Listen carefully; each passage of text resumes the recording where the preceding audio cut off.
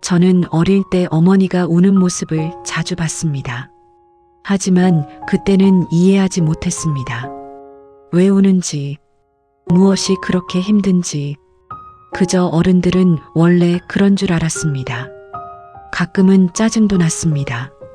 또 우네. 어린 저는 그렇게 생각했습니다. 지금 생각하면 참 철이 없었습니다. 제가 초등학교 1학년이었을 때였습니다. 우리 집은 작은 반지하였습니다. 창문을 열어도 햇빛이 잘 들어오지 않았고 비가 많이 오는 날이면 벽에서 냄새가 올라왔습니다. 하지만 어머니는 늘 웃었습니다. 우리 집 아늑하지? 저는 고개를 끄덕였습니다. 사실 다른 친구들 집이 더 좋아 보였습니다. 더 넓고, 더 밝고, 더 깨끗했습니다. 하지만 어머니는 항상 괜찮다고 말했습니다. 우리는 우리대로 행복하면 되는 거야. 아버지는 건설 현장에서 일하셨습니다. 새벽같이 나갔다가 늦은 밤에 들어오셨습니다. 어머니도 식당 일을 했습니다. 아침부터 저녁까지 서서 일했습니다. 그런데도 집안 형편은 늘 빠듯했습니다. 어느 날 밤이었습니다. 잠에서 깼는데 부엌에서 작은 소리가 들렸습니다. 살며시 나가보니 어머니가 식탁에 앉아 있었습니다. 계산기를 두드리고 있었습니다. 그리고 울고 있었습니다.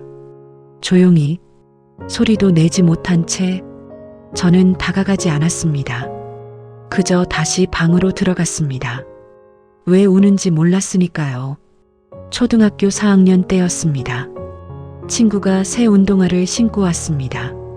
너무 부러웠습니다. 집에 오자마자 말했습니다. 엄마, 나도 이거 사줘. 어머니는 가격표를 보더니 잠시 말이 없었습니다. 그리고 웃었습니다. 다음 달에 사주자. 저는 화가 났습니다. 맨날 다음 달이야. 조금만 기다려. 싫어. 저는 방문을 쾅 닫고 들어갔습니다. 그날 밤 어머니는 제 운동화를 몰래 닫고 있었습니다. 다른 밑창을 보며 한참을 만지고 있었습니다. 그때도 저는 몰랐습니다. 어머니가 얼마나 미안해했는지. 중학교에 들어가면서 저는 더 예민해졌습니다.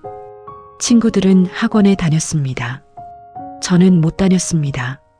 친구들은 최신 휴대폰을 썼습니다. 저는 중고폰이었습니다. 불만이 쌓였습니다. 어머니에게 말했습니다. 왜 우리 집만 이래? 그 말에 어머니는 아무 말도 하지 못했습니다. 그저 웃었습니다. 미안하다. 그때 저는 그 말이 싫었습니다. 왜 맨날 미안하다고 하는지 이해하지 못했습니다. 지금은 압니다. 어머니는 자식에게 부족한 현실이 너무 미안했던 것입니다. 고등학생이 되었습니다. 수학여행을 가게 됐습니다. 친구들은 20만 원씩 용돈을 받았습니다. 저는 5만 원을 받았습니다. 집에 와서 화를 냈습니다. 이걸로 뭘 하라고. 어머니는 지갑을 뒤졌습니다. 구겨진 10,000원짜리 2장을 더 꺼냈습니다. 이것도 가져가. 저는 돈만 받아들고 방으로 들어갔습니다. 그날 밤 물을 마시러 나왔다가 어머니가 우는 모습을 또 봤습니다. 불 꺼진 부엌. 어머니는 두 손으로 얼굴을 가리고 있었습니다. 그 모습이 아직도 잊히지 않습니다. 대학교에 합격했습니다. 집을 떠나 자취를 시작했습니다. 어머니는 매달 생활비를 보내주셨습니다. 저는 당연하게 받았습니다. 어머니가 어떻게 돈을 마련하는지 생각하지 않았습니다. 나중에 알게 됐습니다. 어머니는 허리가 아파도 쉬지 못했습니다. 무릎이 부어도 출근했습니다. 병원비를 아껴 제 생활비를 보냈습니다. 하지만 한 번도 말씀하지 않았습니다. 취업을 했습니다. 첫 월급을 받았습니다. 기뻤습니다. 하지만 동시에 이상했습니다. 월급은 생각보다 금방 사라졌습니다. 월세, 관리비, 식비, 교통비, 보험료, 통장 잔고가 빠르게 줄어들었습니다. 그제야 조금씩 알게 되었습니다. 어머니가 얼마나 힘들게 사셨는지. 하지만 진짜 깨달음은 그때가 아니었습니다. 결혼을 했습니다. 그리고 아이가 생겼습니다. 초음파 사진을 처음 본 날, 작은 점 하나를 보며 눈물이 났습니다. 신기했습니다. 그리고 무서웠습니다. 내가 과연 좋은 부모가 될 수 있을까? 아이가 태어난 날, 처음 안아봤습니다. 너무 작았습니다. 너무 연약했습니다. 숨만 쉬고 있어도 걱정이 됐습니다. 그 순간 처음 느꼈습니다. 부모라는 책임감을. 육아는 생각보다 훨씬 힘들었습니다. 잠을 못 잤습니다. 새벽마다 깨야 했습니다. 기저귀를 갈고, 분유를 먹이고, 재우고, 다시 울면 또 안아야 했습니다. 회사에서도 졸았습니다. 집에서도 지쳤습니다. 하지만 가장 힘들었던 건 아이가 아픈 날이었습니다. 열이 39도까지 올랐습니다. 응급실로 달려갔습니다. 아이 손을 잡고 밤새 앉아 있었습니다. 심장이 계속 떨렸습니다. 혹시 잘못될까봐, 혹시 내가 놓친 게 있을까봐. 그 순간 어린 시절 기억이 떠올랐습니다. 폐렴으로 입원했던 날, 어머니는 제 옆에서 밤을 새웠습니다. 저는 그때 몰랐습니다. 어머니가 얼마나 무서웠는지. 아이가 5살이 되었을 때였습니다. 어린이집 발표회가 있었습니다. 아이는 노래를 틀렸습니다. 춤도 틀렸습니다. 그런데 저는 울었습니다. 왜 눈물이 나는지 몰랐습니다.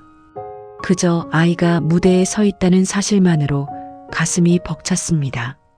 그 순간 알았습니다. 어머니가 왜 제 졸업식에서 울었는지, 왜 운동회에서 울었는지, 왜 상장 하나에도 울었는지. 어느 날 아이가 넘어져 무릎이 조금 까졌습니다. 아이는 서럽게 울었습니다. 저는 아이를 안고 말했습니다. 괜찮아. 아빠가 있잖아. 그 말을 하는 순간 멈췄습니다. 어릴 적 어머니가 똑같은 말을 했기 때문입니다. 괜찮아. 엄마가 있잖아. 그제야 깨달았습니다. 그 말은 단순한 위로가 아니었습니다. 세상 모든 아픔을 대신 안아주겠다는 사랑이었습니다. 주말에 어머니 집에 갔습니다. 식탁에는 제가 좋아하는 음식들이 가득했습니다. 어머니는 아직도 기억하고 있었습니다. 제가 좋아하는 반찬을, 제가 싫어하는 반찬을, 제가 좋아하는 국을. 몇십 년이 지났는데도 말입니다. 저는 식탁에 앉아 어머니를 바라봤습니다. 흰머리가 많아졌습니다. 주름도 깊어졌습니다. 손도 거칠어졌습니다. 그리고 알게 됐습니다. 그 모든 세월이 저 때문이었다는 것을. 저는 어렵게 말했습니다. 엄마, 응? 미안해. 어머니는 웃었습니다. 갑자기 왜? 저는 눈물을 참으며 말했습니다. 이제야 알겠어. 뭘? 엄마가 왜 울었는지. 어머니는 아무 말도 하지 않았습니다. 저는 계속 말했습니다. 운동화 못 사줘서 울었고, 수학여행 용돈 못 줘서 울었고, 내가 상처 주는 말에서 울었고, 내가 힘들까봐 울었고. 그제야 어머니 눈가도 붉어졌습니다. 어머니는 제 손을 잡으며 말했습니다. 부모는 원래 그런 거야. 하지만 저는 압니다. 원래 그런 부모는 없습니다. 부모도 사람입니다. 아프고, 힘들고, 외롭고, 울고 싶습니다. 그런데 자식 앞에서는 괜찮은 척하는 것입니다. 그게 부모입니다. 어머니의 눈물을 이제야 이해했습니다. 가난해서 운 것이 아니었습니다. 힘들어서만 운 것도 아니었습니다. 자식에게 더 주고 싶어서, 더 좋은 걸 해주고 싶어서, 대신 아파주고 싶어서 그 마음 때문에 울었던 것입니다. 오늘도 부모님이 곁에 계신다면 꼭 전화 한 통 해보세요. 엄마 고마워. 아빠 사랑해. 그 한마디를 부모님은 생각보다 오래 기다리고 계실지 모릅니다. 끝까지 시청해 주셔서 감사합니다. 구독과 좋아요는 앞으로 더 좋은 사연을 만드는데 큰 힘이 됩니다. 감사합니다.